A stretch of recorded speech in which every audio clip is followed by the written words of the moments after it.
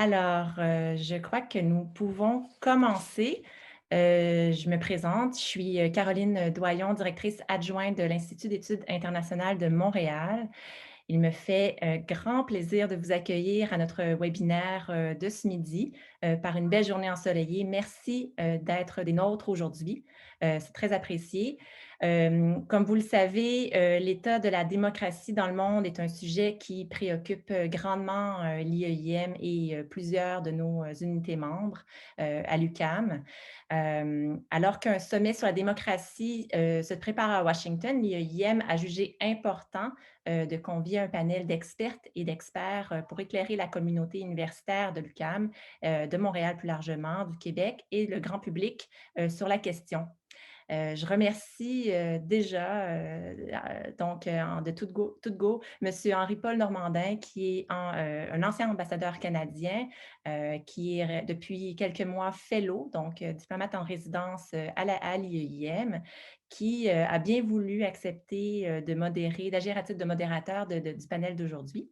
Je précise que M. Normandin est lui-même très interpellé par cette question de l'état de la démocratie dans le monde, donc interviendra évidemment dans le panel.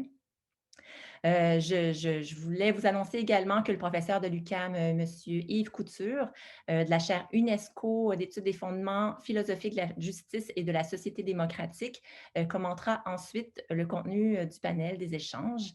Et je souhaitais préciser que la chaire UNESCO, donc, qui est membre de l'IEIM, a largement débattu de cette question de la démocratie au cours de la dernière année en organisant un cycle de conférences virtuelles intitulé La démocratie saisie par la pandémie.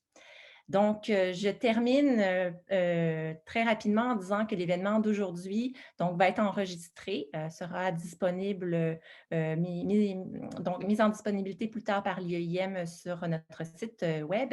Et l'événement est organisé dans le cadre du volet Think Tank francophone de l'Institut qui bénéficie du soutien financier du ministère des Relations internationales et de la francophonie du Québec, que bien sûr, je profite pour remercier. Donc, j'invite M. Henri-Paul Normandin, le modérateur, l'animateur de ce panel, ainsi que les panélistes à venir me rejoindre. Et M. Normandin, donc, vous présentera le déroulement ainsi que les panélistes. Donc, à tous, bon événement et bon panel. Merci beaucoup, Caroline. Bonjour à toutes et à tous. Et puis, merci bien d'être avec nous ce midi pour cette discussion sur la démocratie dans le monde. Un sujet, comme le disait Caroline, source de beaucoup de préoccupations ces temps-ci, et puis un sujet qui mérite qu'on s'y attarde parce que la démocratie, ce n'est pas qu'une question théorique, c'est aussi une question très pratique dans nos vies quotidiennes. Dans certains endroits, la démocratie, c'est un peu la toile de fond qui régit non seulement notre vie politique, mais la toile de fond sur laquelle se déroule notre vie au quotidien, la vie économique et tout. Et on a tendance à la prendre pour acquise, cette démocratie. Et pourtant, on n'a qu'à penser à ce qui s'est passé aux États-Unis ces derniers mois pour nous rappeler à la dure que la démocratie, ce n'est pas immuable, que la démocratie, bien, elle peut s'effriter, elle peut s'affaiblir. Dans d'autres endroits, la démocratie, c'est un idéal auquel on aspire et parfois de haute lutte. On pense par exemple à ce qui se passe au Myanmar présentement. Et puis finalement, pour d'autres, la démocratie, bien, c'est un système à contester de l'intérieur ou de l'extérieur. Alors, on va se pencher sur tous ces enjeux et puis, pour nous aider à la discussion, on va se poser 5 questions clés, 5 questions fondamentales. Tout d'abord, quel est l'état de la démocratie dans le monde? Est-ce qu'on peut parler d'un recul? Alors, on va tenter, dans un premier temps, de dresser un portrait de l'état de la démocratie. Ensuite, on va essayer d'approfondir quels sont les facteurs, quelles sont les forces en présence qui expliquent la situation et les tendances actuelles. Par ailleurs, quand on parle de la démocratie, évidemment, on ne peut pas faire abstraction de la conjoncture très particulière dans laquelle on vit depuis 15 mois, celle de la COVID-19, et on va se demander justement quel a été l'impact de la COVID-19 sur la démocratie. Par la suite, bien que personne n'a de boule de cristal, on va tenter un peu de jeter notre regard vers le futur et se demander quelles sont les perspectives pour la démocratie, l'évolution de la démocratie dans le monde au cours des prochaines années. Et puis finalement, Caroline y a fait allusion dans l'introduction, l'un des événements qui va retenir l'attention cette année, ou enfin peut-être l'année prochaine, en fait, c'est le sommet pour la démocratie qui a été proposé par le président Biden. Alors, on va tenter de jeter un petit éclairage là-dessus et se poser la question, ce sommet-là, est-ce que c'est une bonne idée et est-ce que ça peut être utile? Alors, c'est un peu le menu pour notre discussion aujourd'hui. Et puis, pour lancer le tout, on a réuni pour vous un panel d'experts très qualifiés sur le sujet et ça me fait plaisir de vous les présenter. Tout d'abord, la docteure Annika Silva-Leander, qui nous arrive de l'International Institute for Democracy and Electoral Assistance, connu sous son acronyme IDEA, en fait. International IDEA publie chaque année un rapport sur l'état de la démocratie dans le monde et justement, le docteur Silva Leander en est l'une des principales autrices. IDEA publie aussi d'autres rapports qui sont devenus des sources de référence. Et cette année en particulier, ils ont émis un rapport spécifiquement sur la COVID. Et le docteur Silva Leander, auparavant, a été conseiller spécial du secrétaire général d'IDEA. Et quelques années auparavant, elle a travaillé une dizaine d'années comme experte en développement social au sein de la Banque mondiale et du système onusien. Alors, docteur Silva Leander, bienvenue. Ça nous fait plaisir de vous avoir avec nous aujourd'hui et nous aurons le privilège de vous entendre en français. Bonjour. Ensuite, nous avons la docteure Alison Harrell, qui est professeure au département de sciences politiques de l'UQAM et elle est spécialiste de l'opinion publique et des comportements électoraux. Elle est également chaire de recherche à l'UQAM en psychologie politique et solidarité sociale et, fait à souligner, elle co-dirige également le consortium de la démocratie électorale. Alors, ses recherches portent sur plusieurs sujets, notamment les élections, les comportements politiques et la psychologie politique. Et ça, on en a bien besoin ces temps-ci pour comprendre ce qui se passe. Alors, docteur Harrell, merci bien d'être avec nous aujourd'hui. Et finalement, bien, nous avons notre directeur, le docteur François Audet, mais qui est aujourd'hui directeur de l'Institut d'études internationales de Montréal, mais qui aujourd'hui porte son chapeau d'expert. Alors, Dr. Audet est professeur à l'École de sciences de la gestion à l'UQAM. Il a travaillé dans le domaine humanitaire pendant une quinzaine d'années, ce qui l'a d'ailleurs amené à fonder l'Observatoire canadien sur les crises et l'action humanitaire. Il s'intéresse aussi aux enjeux de réfugiés, à la politique d'aide politique d'aide canadienne au développement international. Et au cours de la dernière année, il s'est beaucoup penché sur l'ensemble de la crise de la COVID-19, avec un accent particulier sur les angles morts de la crise et notamment la démocratie. Alors, Dr. Audet, un plaisir de vous avoir avec nous aujourd'hui. Merci. Alors donc, on va avoir cette discussion pendant environ 45 minutes. Par la suite, nous aurons les commentaires du professeur Yves Couture. Et comme Caroline le mentionnait, nous aurons également une période à la fin pour des questions, réponses, commentaires. Alors, je vous invite à nous envoyer dès que ça vous tentera vos questions et réponses en appuyant sur le bouton Q&R de votre écran. Alors, sans plus tarder, on va se lancer dans le vif du sujet. Et la première chose qu'on va faire, c'est de dresser un peu un portrait, j'allais dire une photo, mais en fait, c'est peut-être plus une vidéo parce que ça évolue, la démocratie. Quel est l'état actuel de la démocratie dans le monde? Et puis, est-ce qu'on peut en fait parler d'un recul comme plusieurs le font? Alors, je vais d'abord me tourner vers vous, Dr. Silva Leander. Vous publiez ce rapport à chaque année qui est devenu une référence. Qu'est-ce que les données nous disent au sujet de l'état de la démocratie dans le monde? Alors oui, en effet, comme vous avez vous-même constaté, après 4 décennies d'avance démocratique, pendant la troisième vague de démocratisation qui a commencé dans les années 70, on peut maintenant constater que la démocratie est en recul globalement.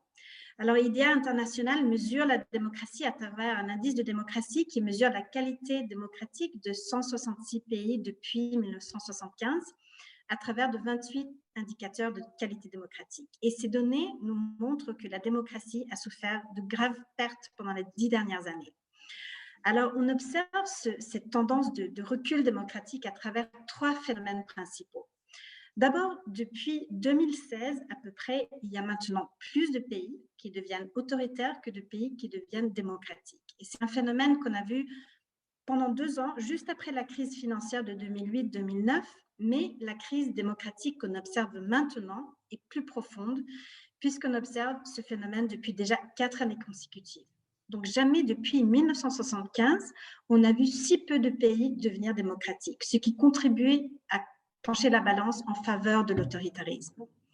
Le deuxième phénomène qu'on observe depuis à peu près 10 ans, c'est la profondissation de l'autoritarisme et de la répression dans les pays qui sont déjà non démocratiques.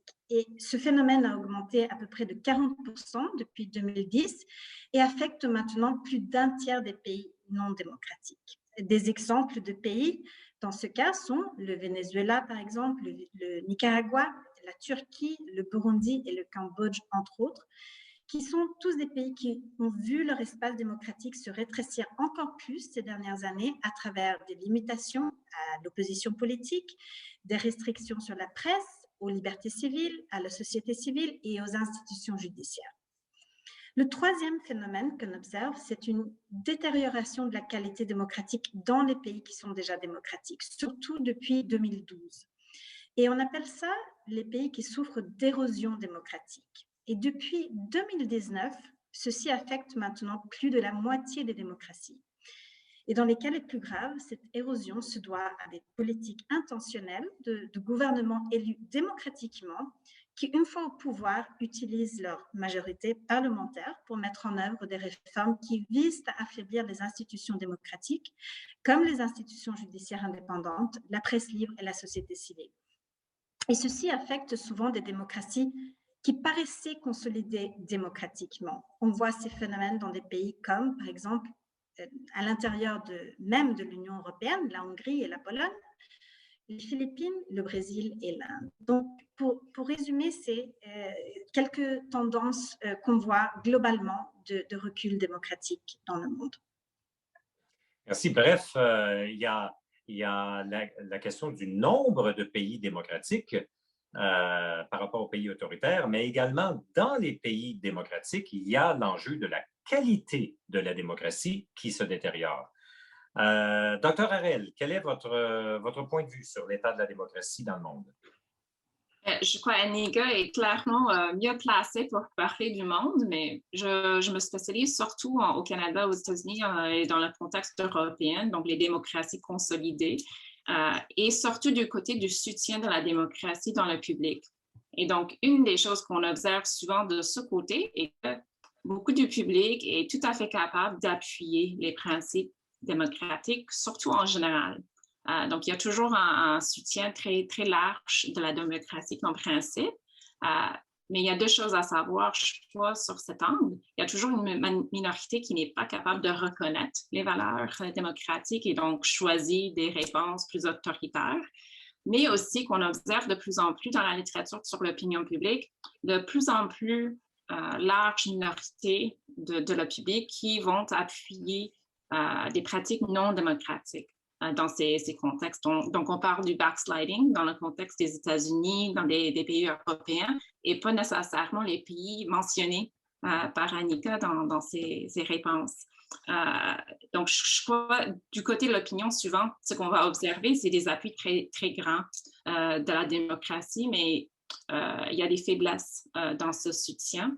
Et la deuxième chose que j'ajouterais est que même si le soutien en général est très, très fort, quand on demande aux citoyens de le mettre en pratique dans des situations spécifiques, souvent l'appui pour les pratiques démocratiques devient beaucoup plus faible. Donc, les gens en général appuient l'idée de la liberté d'expression, mais quand on est confronté avec un groupe qu'on n'aime pas, souvent la réponse est « mais en fait non, ils n'ont pas le droit de s'exprimer publiquement ». Et donc, il y a toujours un écart assez profond entre les appuis généraux en opinion publique et la capacité du public de les mettre en pratique. Très intéressant parce que vous attirez l'attention sur le fait que quand on parle de la démocratie, ce n'est pas uniquement l'affaire des institutions et des politiciens, des gens qui sont à la tête de ces institutions, mais il faut aussi regarder les citoyens, les citoyennes eux-mêmes et elles-mêmes, comment ils se comportent face à la démocratie. Et donc, je savais que votre angle de la psychologie politique nous serait utile aujourd'hui. Docteur Audet, de votre part, qu'est-ce que vous constatez quant à l'état de la démocratie? J'apprécie beaucoup ce que j'ai entendu par mes deux collègues.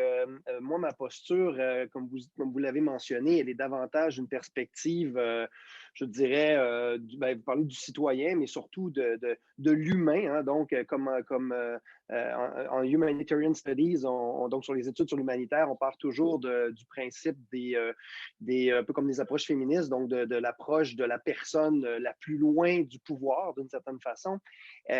En ce sens-là, je vous dirais que ce que les démocraties, là, je le dis moins sous un sens de données probantes, mais plus sous un sens d'observation.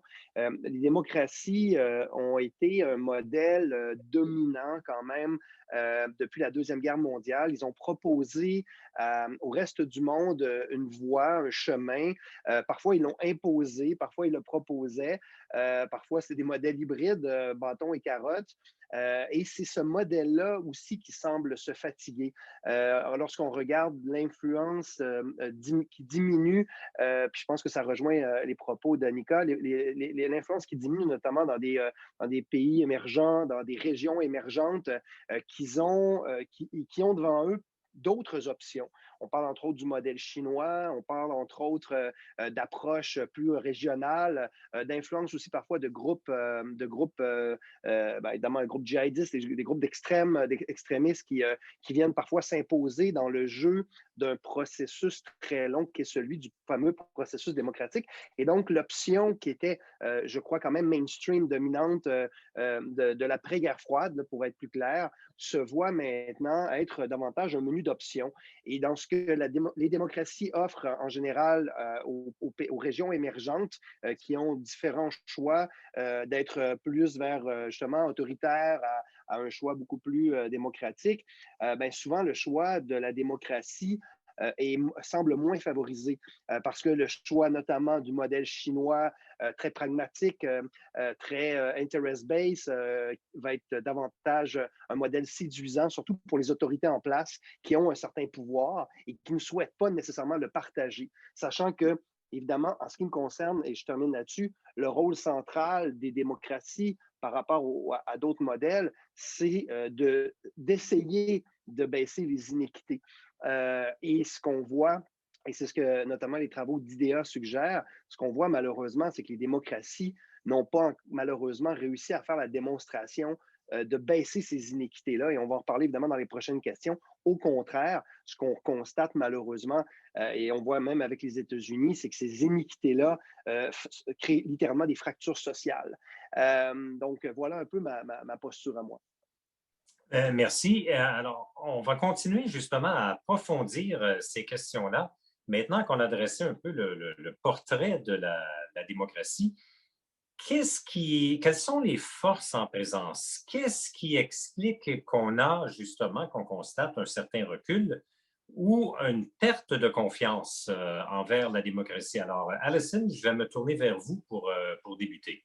Merci. Je suis contente que François a mentionné les inéquités et comment ça peut structurer un peu le succès des institutions démocratiques ou le choix entre ces systèmes, parce que je crois que ça, c'est vraiment central pour comprendre l'érosion démocratique qu'Annika a mentionné tantôt. Quand on est en présence des institutions très fortement démocratiques, s'il y a un glissage dans l'opinion publique, il y a les institutions qui vont protéger ces institutions. Et je crois que ce qu'on observe de plus en plus est qu'il y a des forces avec des discours populistes, anti-diversité, qui vont vraiment remettre en cause ces institutions parce que les groupes qui sont défavorisés par le statu quo sont en train de demander davantage de droits et de reconnaissance, surtout dans des pays démocratiques qui sont en recul. Et cette tension, à mon avis, entre le statu quo qui favorise certains groupes dans la population, peu importe le style des institutions, quand on remet en cause le statu quo et les privilèges qui viennent avec le fait d'être avantagé dans ces systèmes, souvent on observe un contre-coup assez fort. Et si on tourne vers les États-Unis, je crois que c'est vraiment un processus qu'on peut observer dans ce contexte-là, où il y a vraiment des revendications pour les institutions et les processus plus démocratiques et égalitaires. Et il y a beaucoup de personnes qui sont inconfortables, même vraiment contre ces changements dans le statu quo de la société. Et on observe que les institutions américaines, je crois, sont plus fragiles qu'on a pensé face à ces contestations dans le public. Et donc, le populisme et ses revendications, ces contre-coups face à des changements liés au changement économique, au mouvement des personnes à travers le monde et l'augmentation de toutes sortes de clivages de la diversité dans nos sociétés. Il y a vraiment un dialectique entre les changements et l'effort de progresser dans les idéaux démocratiques et les tensions que ça soulève, parce que ça remet en question les privilèges de certaines qui ont été vraiment avantagées par les systèmes en place. Merci. François, vous nous avez mis sur la piste des inégalités. Est-ce que c'est la cause principale qui est en jeu ou est-ce qu'il y a aussi d'autres causes qui expliquent la situation actuelle? Oui, clairement, et c'est multifactoriel. On est en sciences sociales, c'est extrêmement complexe. Peut-être pour ajouter à cette complexité par souci de créer encore plus de tensions intellectuelles, ce qu'on peut observer très clairement, c'est que, encore une fois, là, je me pose en observateur de ce qui se passe dans la mondialisation. On vit dans l'ère de l'information, hein, clairement, que les démocraties ont aussi poussé grandement, mais à travers ce modèle-là de la nécessité de s'informer ou d'être informé, vient malheureusement le lot de la désinformation. Mes collègues parlaient notamment des États-Unis. Je crois que le gros défi dans les démocraties qu'on croyait solides ou qu'on croit solides, c'est l'enjeu de la désinformation. Ce qu'on observe chez mes collègues, notamment qui travaillent sur les processus de radicalisation ou sur l'adhésion dans les théories du complot, notamment, c'est que c'est significatif l'augmentation à l'adhésion à des systèmes de croyances qui dépassent évidemment ce que la science ou que des hypothèses normales pourraient nous laisser croire. Ces enjeux-là reviennent, à mon avis, hein, de ma perspective, sur une base qui est fondamentale, qui est celui de notre modèle d'éducation. Parce que si on adhère facilement à des théories complotistes ou on adhère facilement à des croyances, probablement qu'on a peut-être échoué dans notre système d'éducation, je parle des démocraties, à enseigner l'esprit critique. Parce que les démocraties, c'est le choix critique, c'est d'être en mesure de pouvoir faire des choix éclairés dans un système de votation, de laisser le jugement critique lorsqu'on reçoit des faits par des médias qui sont transparents. Bon, mais ce choix critique-là semble s'effriter, pour utiliser un terme qui est plus adéquat. Et la problématique de la désinformation, et là, je ne parle même pas de l'influence étrangère ou de mauvaises intentions, en plus de ça, mais juste des réseaux sociaux, de l'influence évidemment des méga de l'industrie des communications qu'on critique notamment beaucoup ici au Canada plus pour des problèmes de taxation, à mon avis, alors que le vrai enjeu, il est dans la désinformation. On pense évidemment à ce que produit Facebook notamment et d'autres réseaux sociaux. À mon avis, c'est un outil qui est désavantageux pour les démocraties et on doit peut-être revoir dans nos modèles d'éducation de base chez les plus jeunes l'importance de l'esprit critique quand on est face à des pages Facebook ou à des fils Twitter ou à Instagram ou peu importe le réseau qu'on va utiliser qui nous donne une information, mais on n'est pas capable de distinguer, moins capable de distinguer avec l'esprit critique et peut-être que là, il y a un lien à faire avec l'éducation qui est évidemment la base de l'esprit démocratique. D'accord. Donc, enjeu d'information et d'éducation. Annika, de votre côté, qu'est-ce que vous observez comme force en présence, comme facteur qui explique la situation actuelle? Oui, c'est les mêmes facteurs qu'ont identifié les autres panélistes. Je pense que c'est une chaîne de facteurs qui a provoqué le recul démocratique qu'on voit en ce moment. Je catégoriserai les facteurs autour de 3 axes principaux. Le premier a été mentionné indirectement, c'est ce qui a à voir avec l'augmentation du nombre de gouvernements populistes à tendance autoritaire au pouvoir dans les 10 dernières années. On observe ce phénomène surtout en Europe, mais aussi dans les Amériques et en Asie. Et alors que la montée de ces partis au pouvoir est ironiquement un produit même de la démocratie, parce qu'ils sont élus démocratiquement et représentent des tendances réelles, comme disait Alison, au sein de l'électorat, ils diminuent la qualité démocratique à travers les réformes politiques qu'ils mettent en place pour affaiblir les institutions démocratiques une fois que ces gouvernements sont au pouvoir. Et à travers la recherche qu'on a fait à IDEA, on voit que dans ces pays-là, avec des gouvernements avec des partis populistes autoritaires au pouvoir, on voit systématiquement un déclin dans les indicateurs démocratiques, surtout les indicateurs de liberté civile, comme la liberté d'expression, la liberté d'association, et les indicateurs qui ont à voir avec le contrôle sur le gouvernement, comme les institutions judiciaires et les médias indépendants. Alors, qu'est-ce qui explique la montée du populisme autoritaire? Un facteur déclenchant a été la crise économique de 2008-2009, un électorat frustré des réponses à la crise économique qu'on voyait des partis traditionnels, et alors l'électorat se tourne dans beaucoup de pays vers de nouveaux partis à tendance populiste en quête de solutions plus efficaces à ces problèmes socio-économiques qui les affectent. Et dans une situation de crise économique, la perception de mauvaises performances dans la lutte contre les effets de la crise économique, contre la corruption, contre les inégalités, tout ça crée un terrain fertile pour les partis populistes. Et les problèmes, quand ils ne se résolvent pas de manière efficace, ça affecte la crédibilité des institutions démocratiques et facilite les politiques qui visent à les affaiblir. Le deuxième facteur, c'est ce qu'a mentionné un des panélistes, c'est vraiment la croissante polarisation qui se crée au niveau social et politique et qui est intensifiée par la croissance des médias sociaux. Je pense que ça, c'est vraiment un facteur qui a à voir avec ce recul qu'on voit en ce moment. Les médias sociaux amplifient, approfondissent les polarisations qui existent déjà dans les sociétés, et aussi ce qu'a mentionné le panéliste, la désinformation, la circulation de la désinformation qui est permise par les médias sociaux. Tout ça, ça peut nuire la confiance en la démocratie et joue un rôle important dans le déclin démocratique. Et on voit à travers de notre recherche que les pays avec de fortes polarisations politiques sont plus enclins à voter pour des partis à tendance populiste autoritaire. Et finalement, le dernier facteur, vraiment, ce qui est important, et ça a été mentionné déjà aussi, mais c'est celui de l'environnement géopolitique et les pressions externes qui s'exercent en faveur de la démocratisation. Et ce qu'on voit ces dernières années, c'est une pression affaiblie pour la démocratisation globalement à travers de plusieurs phénomènes parallèles. Un a été déjà mentionné, c'est l'émergence de modèles politiques et économiques influents et apparemment efficaces, comme celui de la Chine, qui pose une alternative au modèle de gouvernance démocratique.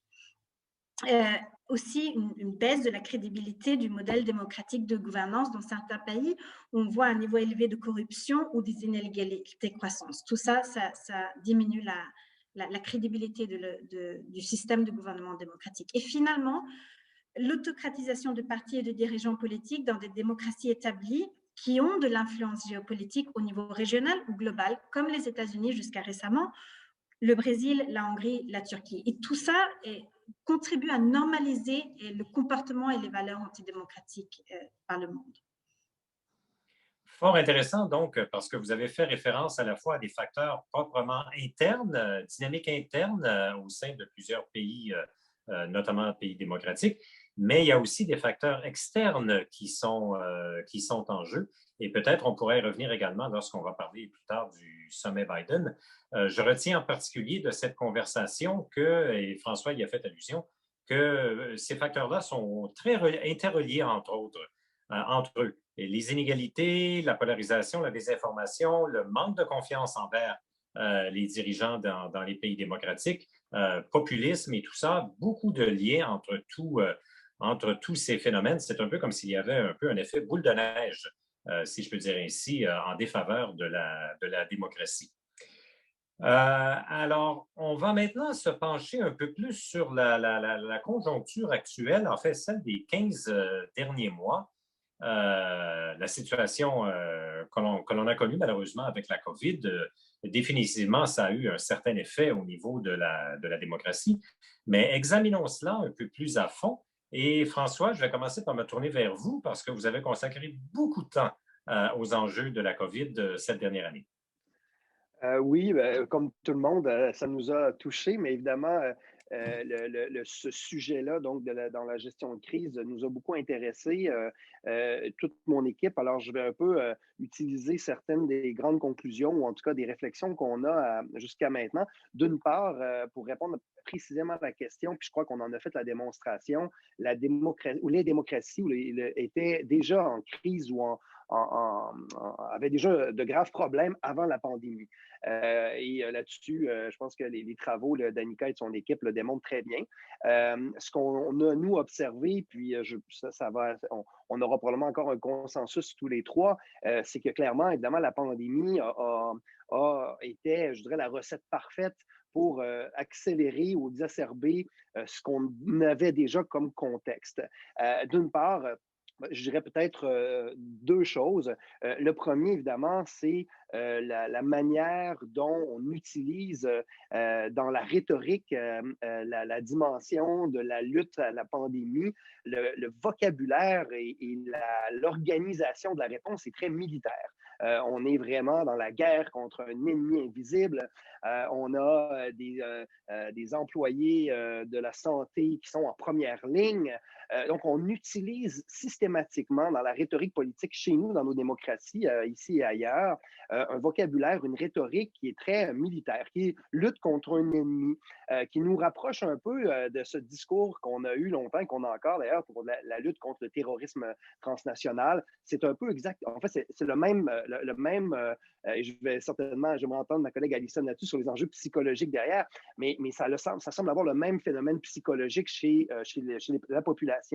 On écoute sans trop broncher. Et évidemment, ça nous met dans une posture où la critique devient atténuée. On l'a vu même notamment au Québec, là, pour ceux qui l'ont observé. Il ne fallait pas aller très loin pour voir à quel point l'opposition dans toutes les démocraties s'est affaiblie. Les journalistes, les vrais médias ont pris le parti pris de dire oui, il faut lutter ensemble contre, etc. Et on avait vraiment un schéma pour lequel même dans les démocraties modernes, qui n'était pas nécessairement évidemment mal intentionné, mais ce discours ambiant très militarisé qui, à la base, de ma perspective, en tout cas comme humanitaire, est un peu à l'opposé du citoyen ou de la liberté du citoyen. Alors ça l'a pas aidé, évidemment, dans son ensemble. Après, je vais laisser mes collègues probablement aller plus en détail là-dessus, mais c'est certain que l'ensemble des mesures sanitaires dans le monde, qui par ailleurs, on ne mettra jamais ça en question, et d'ailleurs, le fait qu'on ne peut pas les remettre en question, nous-mêmes, on adhère un peu à cette conclusion liberticide-là, mais les mesures sanitaires, évidemment, compromettent systématiquement et là, je vais laisser mes collègues aller dans les détails, mais les processus démocratiques en général. J'ai parlé des médias, on connaît aussi, IDEA l'a bien démontré, les processus d'élection qui ont été annulés, reportés, les processus de référendum. Alors, on a savoir ce qui s'est passé aux États-Unis, et même ici au Québec, on est en train de discuter à savoir si on va pouvoir voter aux prochaines élections municipales à travers l'élection, à travers la poste. Alors, ces éléments-là, clairement, favorisent la diminution des libertés individuelles. Et je conclurai là-dessus. Ce que je trouve, par contre, très ironique de ma perspective, c'est qu'on n'a jamais été aussi heureux d'avoir des États. Les États ont fait l'échec de PCU. Les États, aussi au Canada, c'est la réponse d'urgence financière. Les États ont plus que jamais été centrales, même dans le financement massif des vaccins qui vont nous sortir éventuellement du pétrin. Les États, ici, chez nous et ailleurs, ont été le moteur de la protection du citoyen. Alors, l'État qui est central à la protection du citoyen a aussi parallèlement, ironiquement, été un peu à l'encontre des libertés individuelles, ça c'est certain. Mais je crois que une des grandes conclusions en administration publique, en tout cas, c'est certain, c'est que c'est le rôle central de l'État une importance d'avoir des États forts dans des crises de cette nature-là, qu'on n'ait pas laissé ça, évidemment, au secteur privé et encore moins aux pays dictateurs. Merci. Si je peux dire ainsi, vous apportez un peu une perspective dialectique au rôle de l'État dans la pandémie. D'un côté, on était content de les voir agir pour nous protéger en matière de santé, mais de l'autre côté, ça a peut-être donné lieu aussi à certains excès ou certains prétextes. Annika, IDEA, vous avez également publié un rapport spécifiquement sur la question de la COVID cette année. Qu'est-ce que vous en dites? Oui, alors, on constate 4 tendances principales qui a affecté comment la démocratie a été affectée globalement pendant la pandémie. Et quelques-unes de ces tendances sont un effet de la pandémie et des mesures qui sont mises en place pour combattre la pandémie, et d'autres sont simplement des développements politiques qui ont eu lieu pendant la pandémie. Alors, le premier, c'est ce qu'a dit François aussi, c'est vraiment ce qu'on constate, c'est que la pandémie a approfondi le recul démocratique qui était déjà en marche avant la pandémie.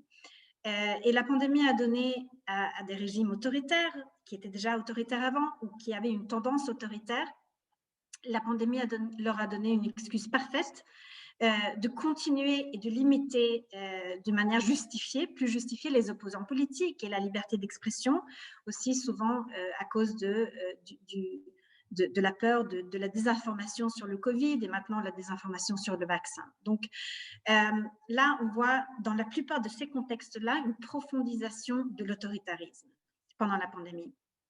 Le deuxième phénomène qu'on constate, c'est qu'un certain nombre de processus de démocratisation qui avaient commencé avant le déclenchement de la pandémie et qui semblaient assez prometteurs, ont été interrompus pendant la pandémie. Et pas nécessairement à cause de la pandémie, mais durant la pandémie, dans plusieurs de ces cas, en raison de conflits internes ou externes. On le voit par exemple en Éthiopie, qui avait commencé un processus de démocratisation, qui allait avoir ses premières élections démocratiques l'année dernière et qui ont dû être reportées maintenant en juin de cette année. Mais entre-temps, le conflit dans la région du Tigré a éclaté et qui rend beaucoup plus difficile le processus de démocratisation dans ce pays-là.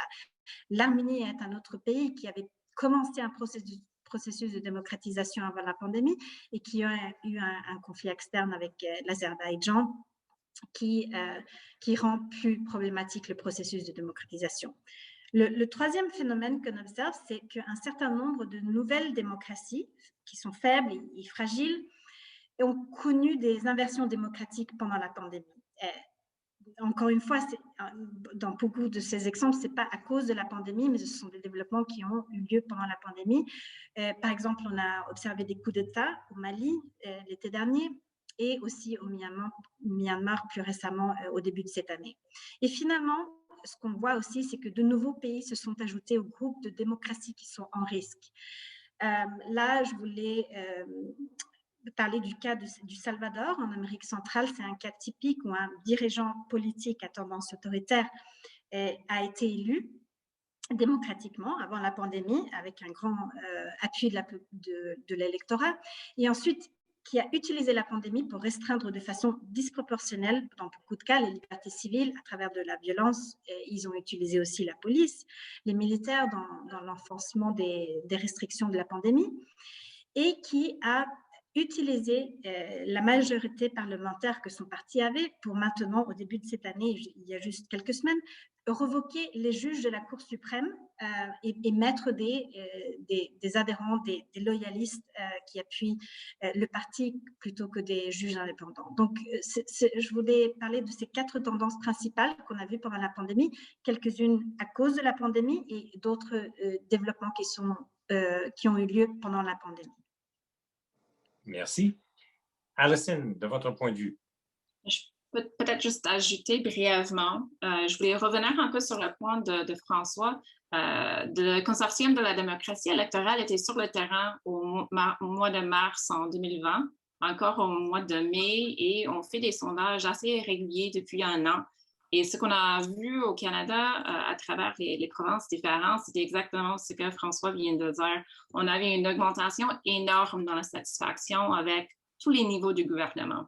Vraiment un ralliement autour de l'État dans toutes ces institutions différentes. Et notre interprétation de ça était vraiment en lien avec cette idée intergroupe que s'il y a un ennemi, on devient plus solidaire avec le nous. Et donc, on se rallie autour de nos institutions, ce qui est important pour convaincre les gens de suivre les consignes sanitaires, etc. Mais ce qu'on voit à travers le temps, c'est vraiment, on commence à se questionner ces institutions et dans certains cas, on voit le contraire émerge avec vraiment une remise en question de ces mêmes institutions. Et je crois le cas des États-Unis, mais le Canada, c'était assez similaire à plusieurs pays démocratiques. Les États-Unis est un peu particulier parce qu'on n'avait pas vu ce ralliement au début à travers ces institutions parce que le public était tellement polarisé déjà à travers toutes sortes de choses à faire face à la pandémie. Et je voulais juste mentionner une recherche que j'ai menée avec Evan Lieberman qui met en lumière un peu cette polarisation. Dans l'étude, ce qu'on a fait, on a demandé des gens ce qu'ils voulaient faire face à la pandémie.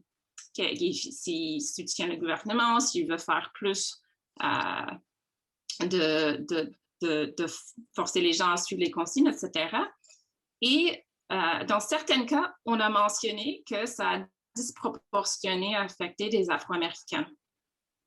Dans les cas où on a mentionné, on a associé les Afro-Américains avec la pandémie, on a diminué l'appui pour toutes sortes de mesures contre la pandémie. Et ça reflète vraiment une façon de polariser ces enjeux. Et je crois que ça revient un peu à notre discussion sur le populisme. Quand Annika a mentionné le populisme, pour moi, ce n'est pas juste une question économique, c'est vraiment une question intergroupe.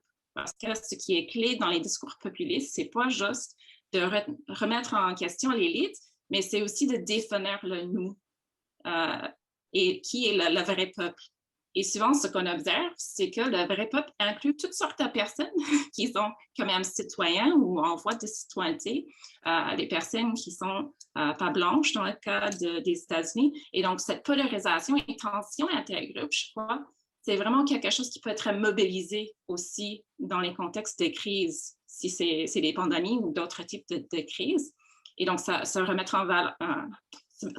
en question un peu les processus en place et ces discours qu'on est tous ensemble face à ces crises. Et je crois que c'est vraiment un risque aussi pour les démocraties parce que ça remet en lumière vraiment des inégalités existantes dans la société qui peuvent être mobilisées par les groupes qui veulent remettre en question les processus démocratiques également.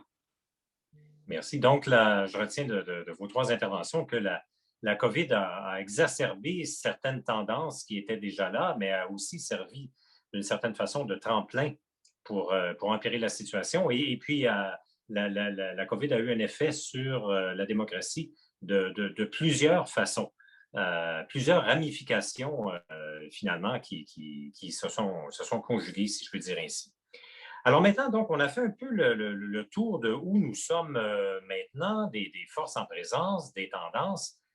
Maintenant, je vais vous inviter à regarder un peu vers l'avant, tout en reconnaissant évidemment que personne n'a de boule de cristal et c'est très difficile de faire des prédictions ou des prévisions.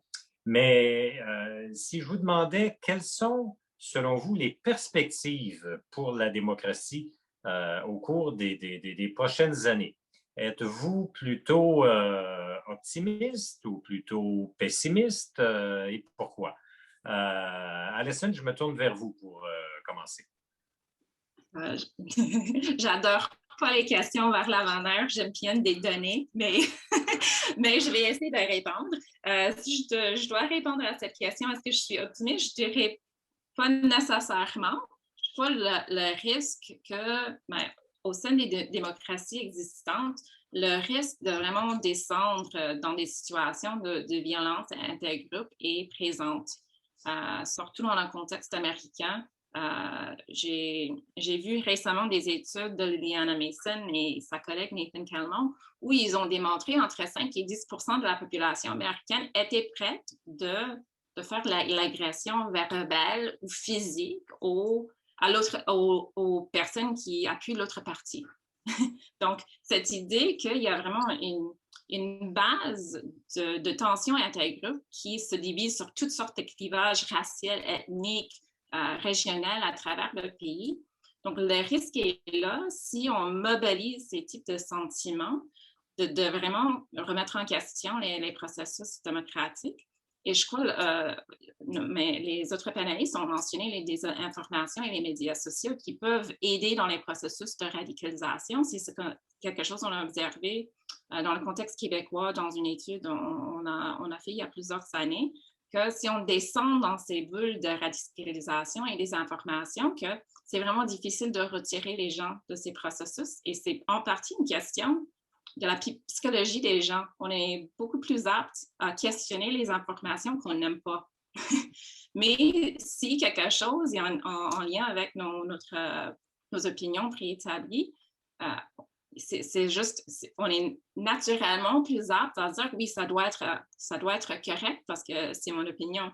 C'est en accord avec ce que je pense déjà. Et ce processus de raisonnement motivé, ce qu'on appelle en psychologie politique le raisonnement motivé, peut être exaspéré beaucoup avec les processus de désinformation et la façon dont on est inondé vraiment avec des informations de toutes sortes de sources présentement.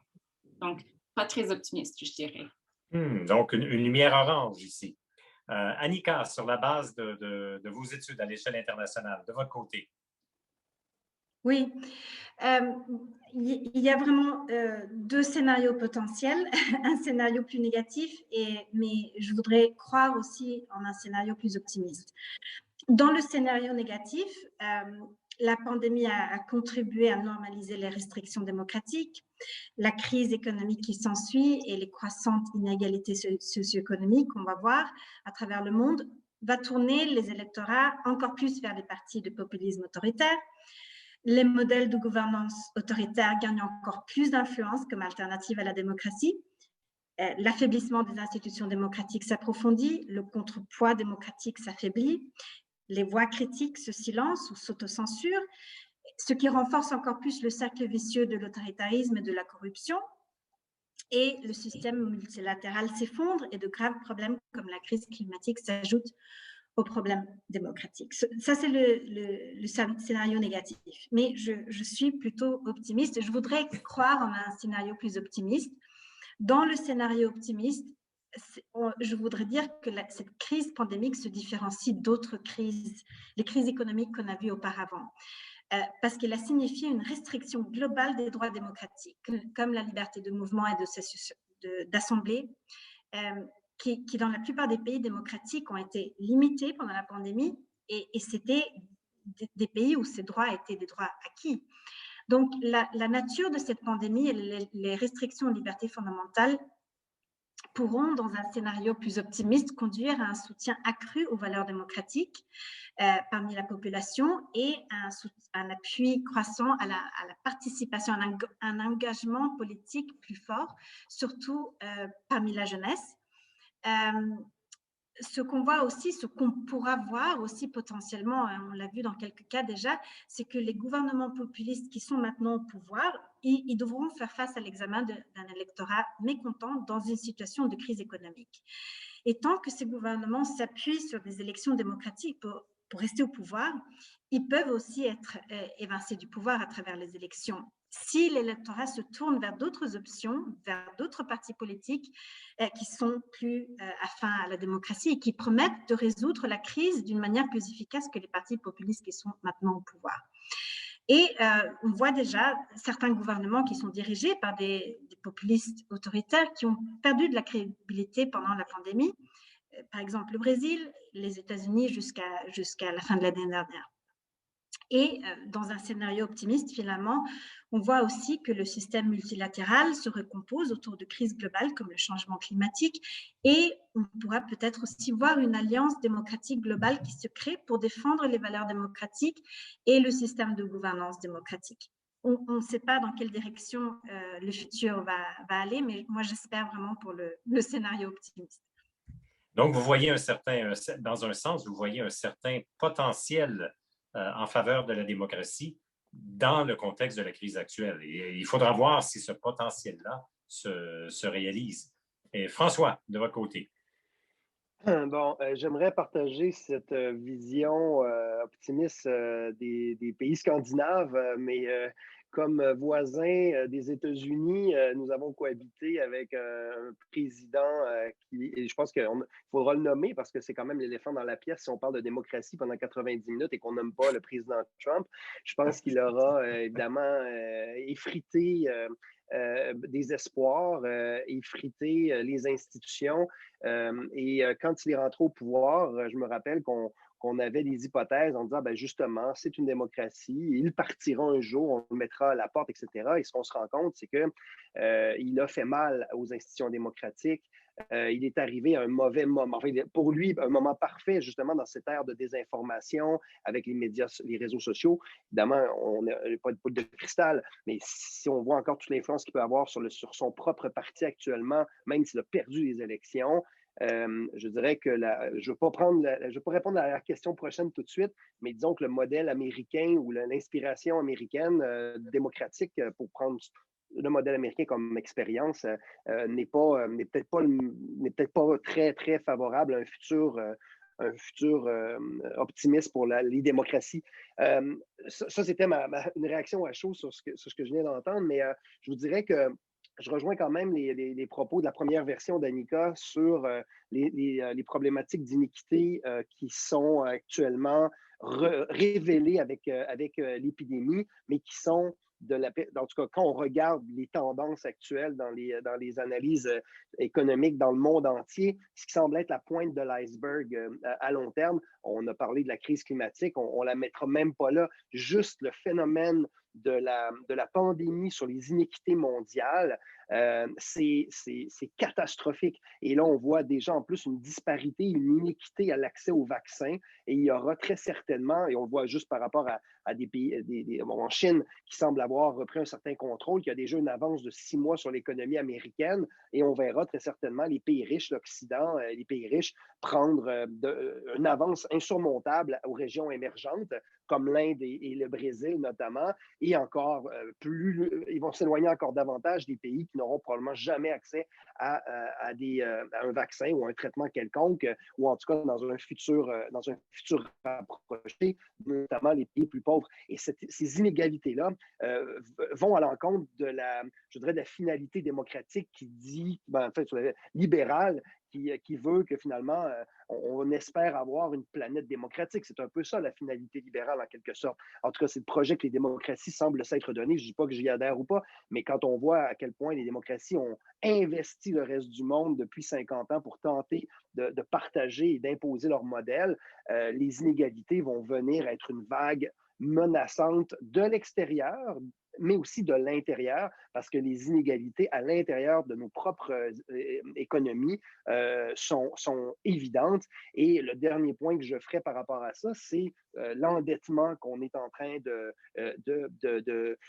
mettre en place pour payer tout ce que ça nous aura coûté, entre guillemets, pour tenter revenir à la normale, mais la réalité, c'est qu'il y aura une nouvelle normalité, qu'on a beaucoup de difficultés encore à y adhérer, et cet endettement-là va nous coûter très cher à long terme, sociétalement parlant, pas juste économiquement, mais dans ces iniquités-là. Et donc, personnellement, disons, je trouve que, et là, je n'ai même pas parlé des changements climatiques, là, mais je trouve, je suis un peu, moi, je suis dans le catastrophisme comme humanitaire, mais je suis dans une posture assez pessimiste, disons, par rapport à la démocratie, à tout le moins. Oui, quand on travaille dans l'humanitaire, parfois, c'est un peu difficile d'être optimiste. Mais le commentaire que vous avez fait tantôt sur le fait que les pays démocratiques ont beaucoup investi pour tenter de propager le modèle démocratique, si je peux dire ainsi, à l'échelle internationale, est justement le point d'entrée à notre prochaine et dernière question pour ce panel. Comme vous le savez, le président Biden a mis de l'avant l'idée de tenir un sommet pour la démocratie. En fait, cette idée-là a été mise de l'avant par Joe Biden, le candidat à la présidence. Il a annoncé un tel sommet pour la première année de son mandat. En fait, dans les faits, ce sera fort probablement pendant la deuxième année de son mandat. À souligner, ce qui est annoncé, ce n'est pas un sommet des démocraties, c'est un sommet pour la démocratie. Et je pense qu'il y a plus qu'un titre derrière tout ça. Ça soulève les questions de l'objectif d'un tel sommet. Le président Biden, très sommairement, a mentionné que c'était pour contrer l'autoritarisme, pour favoriser le respect des droits de la personne et aussi pour lutter contre la corruption. L'idée est encore embryonnaire du côté américain. On est encore en train de délibérer à l'interne sur les objectifs de ce sommet, sur comment on va l'organiser, surtout sur la liste d'invités. Ça sera tout un beau défi. Et puis, bien sûr, c'est un sommet sur un thème noble, celui de la démocratie, mais pas naïf non plus. On opère dans un contexte géopolitique assez particulier. Alors, bref, ce sommet-là, bien que c'est encore à l'état embryonnaire, on peut quand même se demander, est-ce que c'est une bonne idée et est-ce qu'un tel sommet est susceptible d'avoir un impact positif sur la démocratie dans le monde? Alors, je vais d'abord me tourner vers vous, Annika, pour entendre votre perspective sur le sujet. Oui, alors je pense que c'est une bonne idée en principe, mais si ça se concrétise de la manière correcte. Alors pourquoi c'est important? Pourquoi ce sommet pourra être important? Je pense que d'abord, ça marquera un changement symbolique dans la géopolitique mondiale qui est important pour aider à rebalancer la balance en faveur de la démocratie en générant une reconnaissance globale de la centralité des valeurs démocratiques et de la légitimité des normes démocratiques. Avec un acteur clé de l'arène démocratique maintenant de retour sur la scène internationale et plus engagé pour la démocratie, une démocratie qui a été affectée à l'intérieur même du pays, mais aussi plus engagée dans un système multilatéral. Donc, je pense que le poids symbolique du sommet est important. J'espérais que cet événement devrait rappeler à la communauté internationale de ne pas prendre la démocratie pour acquise et, espérons-le, marquer vraiment un tournant en appui dans la protection de la démocratie dans le monde. C'est aussi une occasion de souligner la nécessité d'un partenariat international et d'une coopération multilatérale pour faire progresser la gouvernance démocratique dans le monde et une occasion de forger et d'approfondir ces alliances entre les pays développés et les pays en voie de développement et les démocraties dans le nord et dans le sud. Mais comment opérationnaliser le sommet pour qu'il crée des résultats concrets? Alors là, je pense que c'est important de ne pas voir le sommet seulement comme un sommet qui a lieu une fois et après on oublie, mais vraiment le début d'un processus de dialogue qui se tiendra à moyen et à long terme à niveau global pour relever les principaux défis de notre peuple soutenus par des valeurs démocratiques communes. Et j'espérais que cet espace donnera une opportunité pour fixer des objectifs communs pour la démocratie à niveau global. Alors, à part le fait que je pense que c'est important que ce soit un dialogue régulier, je pense que aussi c'est important que ce soit un dialogue entre des acteurs démocratiques de toutes sortes de contextes démocratiques, pas seulement les démocraties libérales en Occident, mais aussi les démocraties de différents types qu'on voit dans le monde. Peut-être pas seulement des gouvernements démocratiques, mais aussi des acteurs démocratiques, donc des acteurs de la société civile, les défenseurs des droits de l'homme. J'espérais que ces acteurs-là soient aussi présents dans ce dialogue. Et finalement, je pense que c'est important que le sommet ne profondisse pas et n'aggrave pas les clivages existants qui existent dans le monde entre les divisions entre le monde libre et le monde non libre, parce qu'en ce moment, on se trouve dans l'histoire de l'humanité, plus que jamais, on a besoin d'une collaboration globale pour faire face aux défis globaux comme le changement climatique. Donc, ce serait aussi important que le sommet n'aggrave pas les clivages qui existent déjà dans le monde. Ça serait ma réponse. Merci. François? Oui, je suis assez d'accord avec ce que Annika vient de mentionner. Donc, il faut qu'on puisse aller au-delà du symbole et au-delà de l'agenda derrière une telle démarche. Il y a déjà, évidemment, on ne croit pas de cours là, sur les organisations internationales, mais on a déjà des organisations multilatérales, on a déjà des blocs économiques régionaux, on a déjà des G7, des G20, etc. Quel sera l'agenda de ce sommet-là? Et jusqu'à quel point on va réussir à éviter la confrontation et les antagonismes entre les autres puissances, on ne pourrait pas les nommer, la Russie et la Chine notamment, jusqu'à quel point la Russie et la Chine vont se prêter au jeu juste par souci diplomatique ou par intérêt de négociation commerciale, et quel intérêt ils ont vraiment, quel intérêt la Russie et la Chine auraient-ils vraiment à y contribuer? Alors, est-ce que ça ne sera pas seulement un peu tautologique, hein, donc des groupes qui veulent se donner raison entre eux à discuter de l'importance de la démocratie dans le monde, ou s'il y aura un dialogue structurant? Et moi, je suis toujours très sceptique de ces agendas-là où on fait faillite, on change de nom et on recommence un peu à chaque fois. Là, pour ceux qui suivent les 50 dernières années, là, les objectifs du millénaire, les objectifs du développement, etc., à chaque fois, on se donne des agendas qui ont toutes un peu cette visée-là quand même, mais qui n'arrivent jamais à agir de manière structurante sur, au bout du compte, en ce qui me concerne, le partage, en fait, la lutte aux iniquités et le partage d'un système de valeurs équitable. Et je crois que c'est là où un agenda démocratique pourrait être structurant. Il devra aller au-delà du discours du président américain, qui par ailleurs peut être un excellent orateur, mais ça doit dépasser la rhétorique. Et là, j'ai un doute certain sur la manière dont les autres parties prenantes, et je ne parle pas nécessairement les pro-démocratie, mais ceux qui utilisent tous les avantages d'une démocratie sans s'en imposer la rigueur ou s'en imposer évidemment les conditions, nommément la Russie, nommément toutes ces structures hybrides qu'on retrouve un peu partout sur la planète qui se prétendent des démocraties, mais qui bafouent les droits humains, qui empêchent la liberté d'expression, qui emprisonnent les oppositions politiques, mais qui sont par ailleurs libellées démocratie. Ben, là encore, il faudrait-il le dire, et je vois qu'il y a beaucoup de questions dans la salle, dont une m'a interpellé. Qu'est-ce que c'est qu'une démocratie en fin de compte? Et peut-être que le premier objectif d'un tel agenda serait de caractériser un système de valeurs commun sur des indicateurs. Je sais qu'IDEA le fait sur ce genre d'indicateurs-là, mais au bout du compte, est-ce que tout le monde adhère à ces indicateurs-là? Évidemment pas. Et jusqu'à quel point on est capable de pouvoir, à tout le moins, se faire un échéancier réaliste sur des indicateurs ou une définition claire, partagée, partageable de ce que c'est que la démocratie. Alors donc, j'ai beaucoup réfléchi à cette question-là. J'arrive mal à formuler une réponse concrète, mais disons que je suis un peu sceptique que quelque chose d'utile en ressorte. Par contre, je suis évidemment pas contre qu'on en parle. Je préfère clairement un sommet sur la démocratie qu'un sommet sur la dictature, par exemple.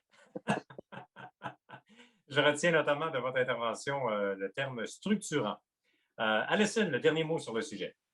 Oui, mais je ne vais pas ajouter trop. Je ne suis pas spécialiste en géopolitique, mais je peux peut-être juste mentionner que les normes et les discours élites peuvent avoir des avantages internes dans les démocraties pour restreindre le débat public et de dire qu'est-ce qu'il ne faut pas oser dire publiquement à l'intérieur de ces institutions, ces pays, et de socialiser un peu la prochaine génération aux normes.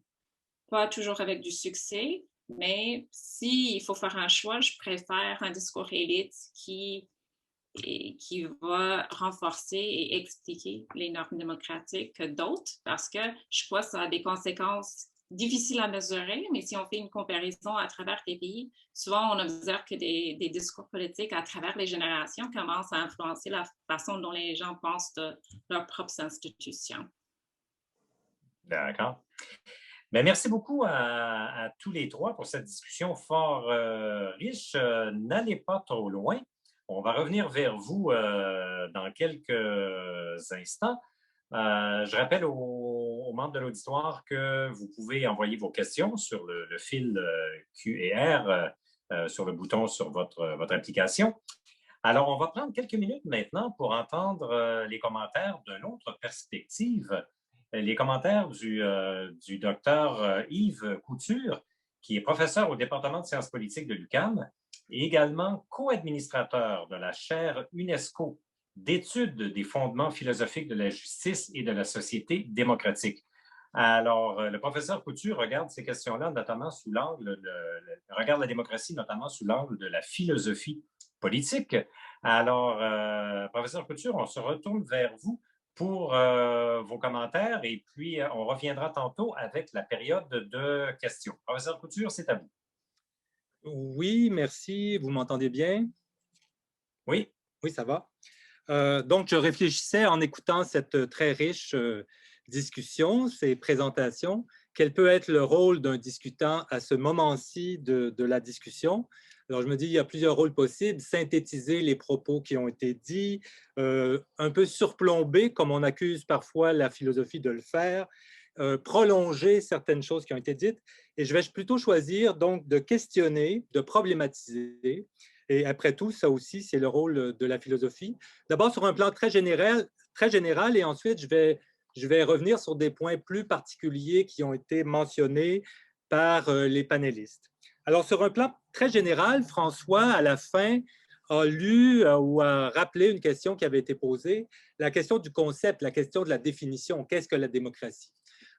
Toute la présentation du panel a semblé partir de l'idée qu'on savait ce qu'était la démocratie, qu'on pouvait la définir par une série de critères et qu'il y avait une sorte de consensus ou presque consensus sur ces critères. Et bien sûr, dans les théories philosophiques de la démocratie, on rencontre d'autres avis sur la démocratie, y compris des courants dits de la démocratie radicale qui disent que la démocratie n'est rien d'autre que le conflit interne sur les conceptions de la démocratie ou les conceptions du bien vivre ensemble, etc., etc. Et il n'y a donc pas de conception unitaire possible. L'idée même d'avoir une conception unitaire à ce moment-là, vue de ce point de vue plus radical, cesse d'être pleinement démocratique parce qu'on veut imposer une vision et une seule. Et là, je pourrais donner plusieurs exemples d'éléments qui ont été mentionnés. La démocratie, ça peut être vu comme la recherche, le combat contre les inégalités, bien entendu. Et l'État peut servir pour ça. Mais le rôle de l'État peut être vu comme étant autoritaire. On en a là une tension. Et si on durcit un des pôles, si les deux pôles sont durcis par des camps adverses, on aura un conflit. C'est souvent le cas des populistes qui se présentent démocratiques, comme le mot populisme lui-même le suggère. Il a toute une évolution, toute une histoire, ce mot populisme, des acceptions différentes, comme vous savez, dans différentes langues, etc. Mais tout ça est très problématique. Est-ce que la démocratie, c'est la lutte contre les inégalités? Est-ce que c'est les droits civiques avant tout, avec des institutions qui les protègent? Est-ce que c'est le rôle de la société civile, préférablement au rôle de l'État? Est-ce que c'est l'opinion de la majorité qui doit l'emporter? Mais la majorité peut être très problématique. Elle peut menacer les droits des minorités, comme ça a été suggéré à plusieurs occasions. Donc, moi, j'aurais comme tendance de ne pas partir d'une définition unitaire de la démocratie, de reconnaître qu'il y a des conceptions différentes et on se simplifie pas la vie, bien entendu, en procédant comme ça, mais je crois qu'on respecte mieux la complexité du réel, y compris le fait que dans le réel, des mouvements autoritaires peuvent se dire, à tort ou à raison, bien entendu, respecter un aspect de la démocratie mieux que les démocraties dites libérales. Après ce propos très général, je vais signaler donc quelques cas plus particuliers. Bon, le rôle de l'État. François a insisté là-dessus. Là, on est très proche parfois. Les gouvernements autoritaires peuvent dire, ben, c'est justement, on va donner à l'État plus de pouvoir. En quoi nous distinguons-nous de ce que font les États occidentaux qui restreignent les libertés civiles, etc. Et donc, les deux situations ont l'air de se rejoindre. Comment fait-on pour dire, on a eu une conférence très intéressante cette année dans le cadre de la chaire UNESCO sur la volonté de ramener la vieille institution romaine de la dictature, qui avait un sens très différent de ce que le mot désigne aujourd'hui, c'est-à-dire une gestion des états d'exception qui serait pas dans les mains du pouvoir, pour que ce soit d'autres que ceux qui sont au pouvoir qui puissent déterminer les règles à suivre, par exemple dans une situation de crise comme celle de la COVID. Donc, le rôle de l'État me semble exemplaire de cette difficulté qu'on a à savoir si un rôle accru ou un rôle diminué est favorable ou non favorable à la démocratie. Ça peut être les deux, bien entendu, mais là, il faudra entrer dans une analyse fine pour être plus précis sur ce plan. Je crois que c'est Annika qui, à la fin, a dit une phrase qui m'est restée en tête. Elle souhaiterait que le sommet Biden ait un dialogue entre les démocraties du Nord, les démocraties dites libérales, et les autres démocraties. Mais je ne suis pas sûr d'avoir compris qui étaient ces autres démocraties si on exclut les démocraties libérales. Parce que les autres démocraties, je crois qu'elles vont moins respecter les critères définis par votre organisme. Et en quel nom les appelle-t-on encore démocraties? À quoi pensiez-vous dans ces autres démocraties excluant les démocraties libérales? Autrefois, il y avait les démocraties dites populaires, mais on savait bien qu'à bien des égards, ce n'étaient pas des démocraties. Quelles sont ces autres démocraties? Et là, on retombe dans la difficulté à définir qu'est-ce qu'une démocratie. Un problème qui a été un peu balayé, je pense, sous le tapis. Même chose pour Allison, j'étais plutôt d'accord. En fait, j'étais d'accord avec la majorité de ce qui s'est dit. Je fais un peu le rôle de l'avocat du diable. L'enjeu des normes démocratiques, François y avait touché aussi par l'éducation démocratique. Vous savez tous que les mouvements, tous et toutes, que les mouvements populistes reprochent à ces notions d'éducation qu'elles soient élitistes, qu'elles sont élitistes, qu'un État va décider quelles sont les bonnes normes de la démocratie. Et eux résistent à ça, résistent d'une manière qui nous paraît parfois complètement farfelue, les complotistes, etc., etc. Mais il y a quand même un phénomène de résistance à un pouvoir qui, même chez les penseurs de la démocratie radicale, comme Chantal Mouffe et d'autres à gauche, estiment, dans la tradition machiavélienne qui remonte au texte de Machiavel sur la Rome républicaine, estiment que toute résistance au pouvoir est une forme de démocratie. La démocratie n'est vivante que lorsqu'il y a des résistances au pouvoir. Alors là, on a besoin de critères pour déterminer si une résistance au pouvoir est véritablement démocratique ou pas. Donc, je reviens à ce qu'avait mentionné Allison. Enseigner des normes démocratiques, est-ce que c'est notre rôle, par exemple, nous sommes tous professeurs, est-ce que c'est notre rôle d'enseigner des normes démocratiques? Si on disait à nos étudiants et étudiantes, écoutez bien, là, je suis en train de vous enseigner les bonnes normes, les bonnes manières de vivre en société. À l'UQAM, on aurait les anarchistes qui nous diraient, mais Couture, ta gueule, Couture, c'est pas à toi de nous enseigner. Si on veut te contester, on va te contester. Donc, l'enjeu de l'enseignement de normes démocratiques est beaucoup plus complexe. Ben, je sais que chacun avait 5-10 minutes pour parler, que vous savez vous-même que c'est une question très complexe, mais je veux signaler à quel point c'est une question complexe que celui des normes démocratiques.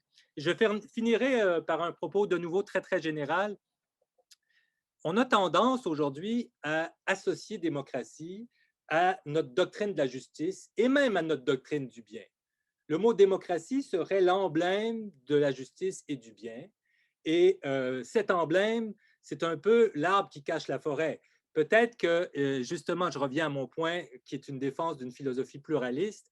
Le bien, il y en a des conceptions différentes qui s'affrontent, et la justice, il y en a des conceptions différentes qui s'affrontent. C'est peut-être impossible d'arriver avec un mot synthétique qui va comme ça. Par exemple, François mentionnait la lutte contre les changements climatiques. Oui, mais si la majorité ne veut pas de certaines mesures pour lutter contre les changements climatiques, la majorité, c'est la démocratie aussi. Est-ce que la lutte contre les changements climatiques est d'abord un enjeu démocratique? Elle le redevient par toutes sortes d'angles que tu connais très bien, François, sur lesquels tu as dû réfléchir, etc., parce que les risques sont peut-être plus grands pour ceux qui sont qui sont victimes d'inégalités. Bon, je pourrais poursuivre la liste pendant longtemps. Mais que fait-on si la majorité, je me souviens du président Bush fils, Bush 2, disons, qui avait dit qu'il ne laisserait personne s'attaquer à l'American Way of Life. Personne. Bon, on sait très bien quand on s'intéresse aux questions écologistes et environnementales que si toute la planète vivait comme l'American Way of Life, ça serait la catastrophe encore plus rapidement. Qu'est-ce qu'on fait quand on a un conflit entre la démocratie et des enjeux et même des critères qu'on a voulu rentrer sous la démocratie, mais en fait qui entrent en conflit avec un autre aspect de la démocratie? Alors, mon intervention, comme simplement cet objectif de problématiser le terme, de problématiser ce qu'est la démocratie. Bref, de rendre tout compliqué comme la philosophie aime le faire. Merci.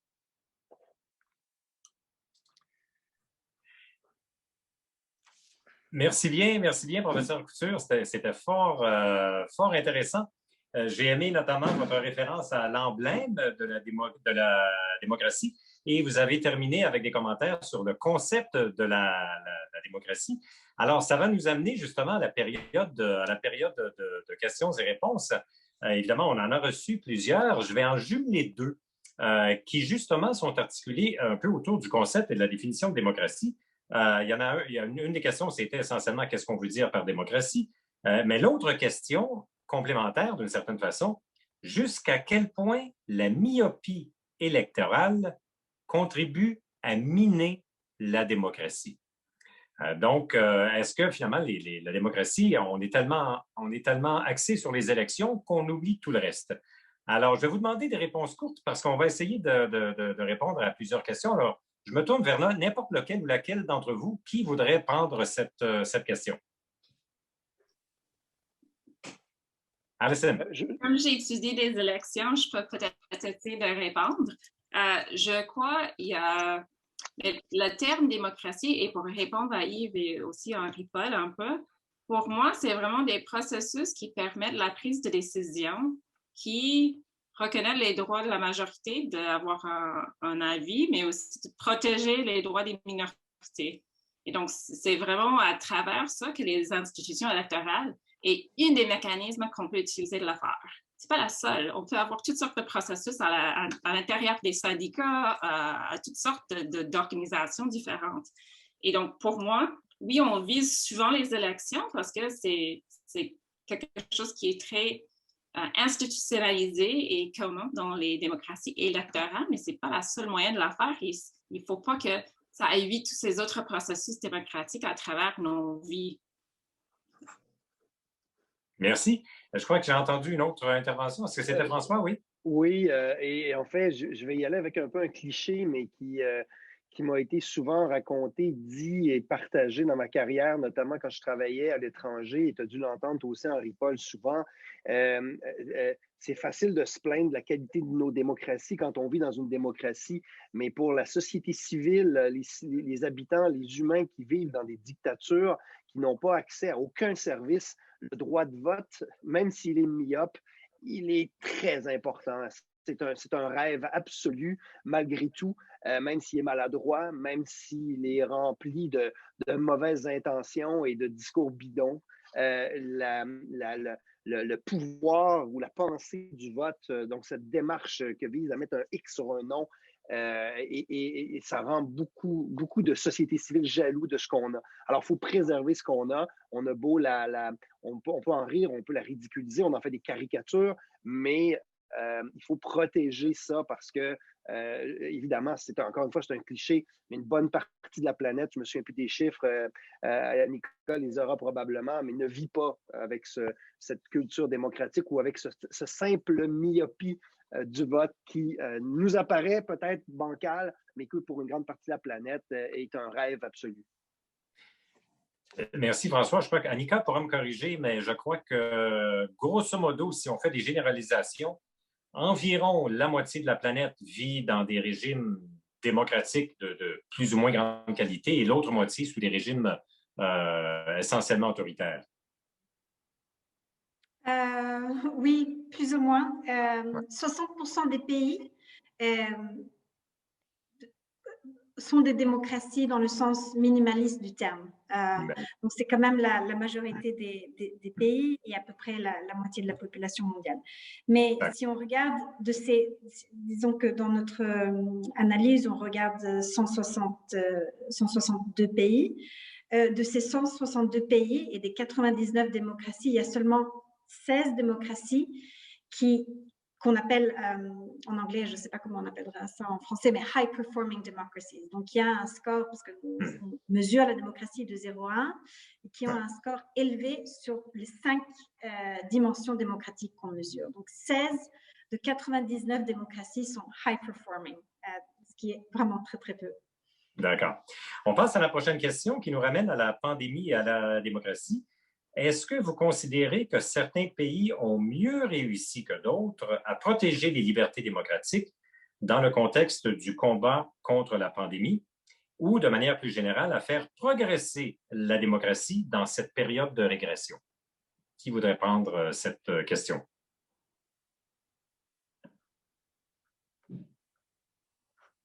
Est-ce qu'il y a des bons élèves là-bas?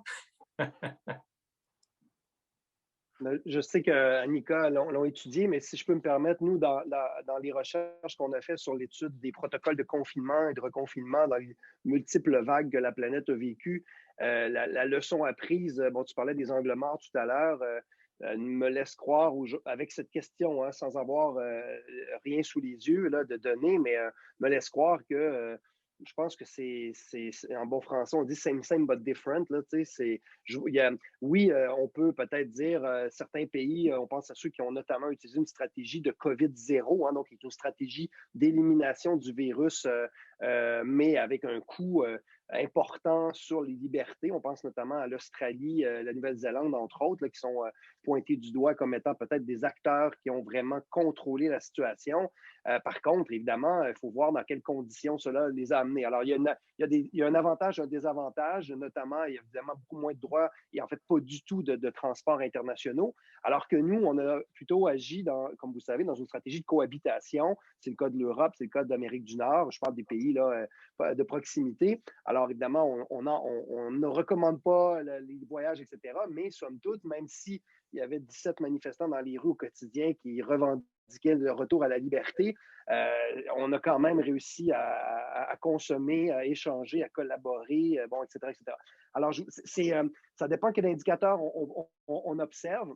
Mais au final, quand tout ça sera fini, espérons-le rapidement, je pense que chacun va avoir souffert de beaucoup de choses pour certains avantages et d'autres l'inverse. Et je ne crois pas qu'il y a eu nécessairement de meilleurs modèles en utilisant des indicateurs de démocratie à proprement parler. Il y a eu un coût énorme sociétalement dans l'ensemble des pays. Si on prend les pays démocratiques et si on prend, et là je ne veux pas trop parler longtemps, mais si on prend certains endroits, notamment, moi j'étudie beaucoup les zones de guerre, les zones de conflit, là où il y a des enjeux migratoires, par exemple, bien, la pandémie, ça ne fait même pas partie des soucis. Hein. Je veux dire, j'ai fait des entretiens au Yémen et en Irak déjà il y a quelques semaines, et puis la pandémie, c'est la 12e priorité à l'agenda. Alors, donc, voilà. Alors, c'est ça. Je voulais juste mettre un peu de contexte et de texture, et je ne crois pas, en tout cas, au bout du compte, que ça leur a desservi, ou qu'il y a un meilleur élève ou pas. Là. Je ne crois pas que ce soit le cas au bout du compte. Merci. Alors, peut-être une dernière question qui porte cette fois-là sur l'Afrique, et c'est intéressant parce qu'on s'est associé l'Institut d'études internationales de Montréal avec IDEA, et on a quelques auditeurs qui nous viennent également de l'Afrique francophone. Alors, la question est la suivante. C'est aussi une question qui touche l'Afrique et qui touche un peu la géopolitique également. De manière générale, les démocraties en Afrique sont des modèles imposés, à quelques exceptions près. Le déclin de la qualité démocratique dans les pays du Nord n'explique-t-il pas l'autoritarisme des systèmes démocratiques dans la plupart des pays africains? Ce n'est pas une facile, mais c'est une importante. Est-ce que quelqu'un voudrait commenter celle-ci?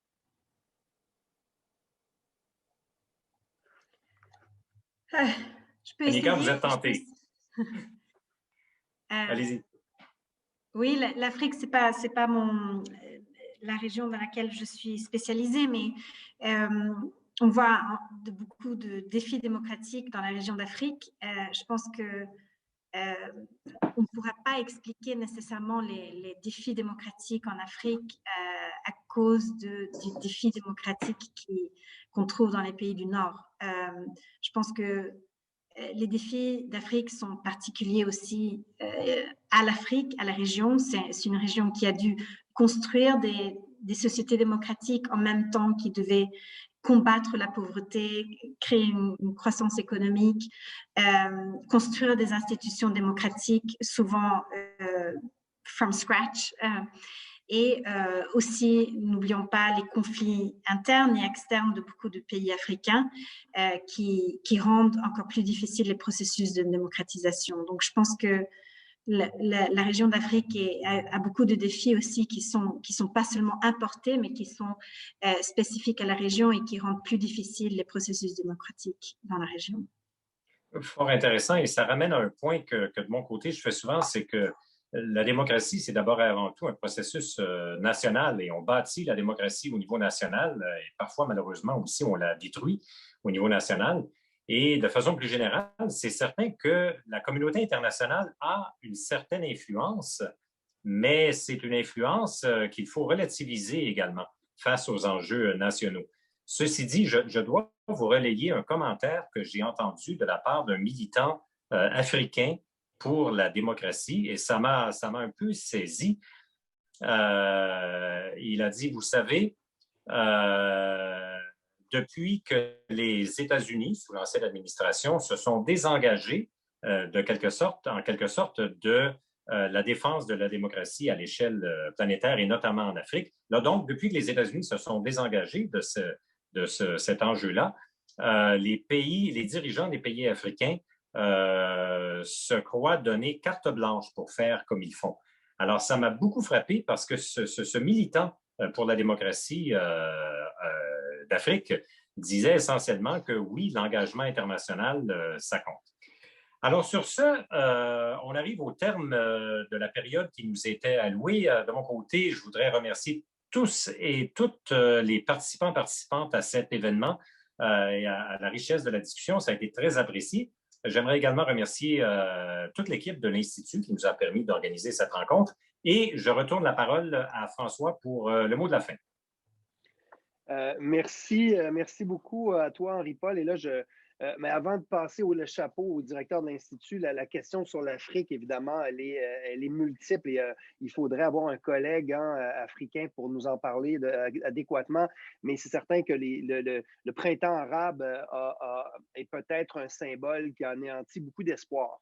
Parce qu'il y avait une question, je crois, dans les commentaires. Alors, je voulais peut-être au moins faire boucler la boucle sur la dimension de l'Afrique et très certainement un prochain panel, on pourra inviter un collègue africain pour discuter des contextes très spécifiques, évidemment, que vivent nos amis du continent là-bas. Alors, je remets donc ma casquette de l'IAIM, effectivement, te remercie encore une fois, Henri-Paul, extrêmement intéressant et j'ai particulièrement aussi apprécié la boucle de Yves Couture, l'importance de rappeler les enjeux, caractère des valeurs, évidemment, tu as une approche de la philosophie, mais pour moi, c'est le système de valeurs partagé comme humain. Et évidemment, c'est différencié. Chaque individu est différent, chaque collectivité, société est différente. Et je pense que ça a permis de bien tout replacer notre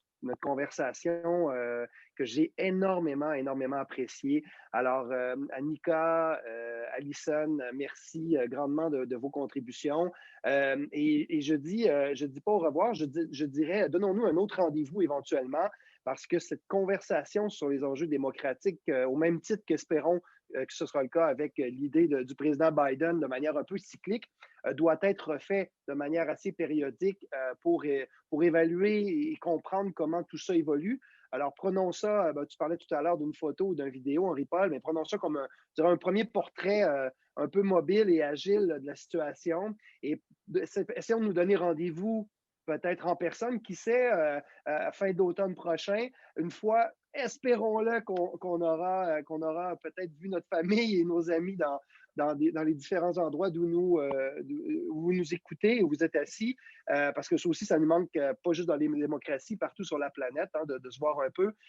Donc, je lance ça à mon équipe. Je sais que ça va être pris en note parce que je crois que c'est fondamental qu'on s'y intéresse. Et encore une fois, merci Henri-Paul d'avoir porté ça à notre agenda. Je voudrais évidemment remercier tous les les auditeurs et auditrices. J'en ai compté près de 60 tout à l'heure, alors c'est très apprécié en pleine heure du midi, alors qu'ici à Montréal, en tout cas, il y avait une heure du lunch sûrement très intéressant à l'extérieur. Merci d'avoir pris le temps de nous avoir choisis dans vos moments personnels qui deviennent un peu flous dans ce mode, dans notre vie de confinement. Merci donc encore une fois d'avoir été là. Je vous dis à la prochaine et on se redonne rendez-vous très certainement avant la fin de l'année pour peut-être une nouvelle photographie sur l'état des lieux et comment on aura... Est-ce que finalement nos prévisions qu'on a fait aujourd'hui s'avèrent ou pas? Et peut-être faire quelques mises à jour, évidemment, dans un contexte où les États-Unis auront certainement avancé sur cette idée de faire un sommet sur la démocratie. Alors, je vous dis à la prochaine, il est 14 heures. Je vais donc vous laisser aller. Encore une fois, merci à vous tous d'avoir participé. Au revoir. Merci. Au revoir. Merci à tous et à toutes.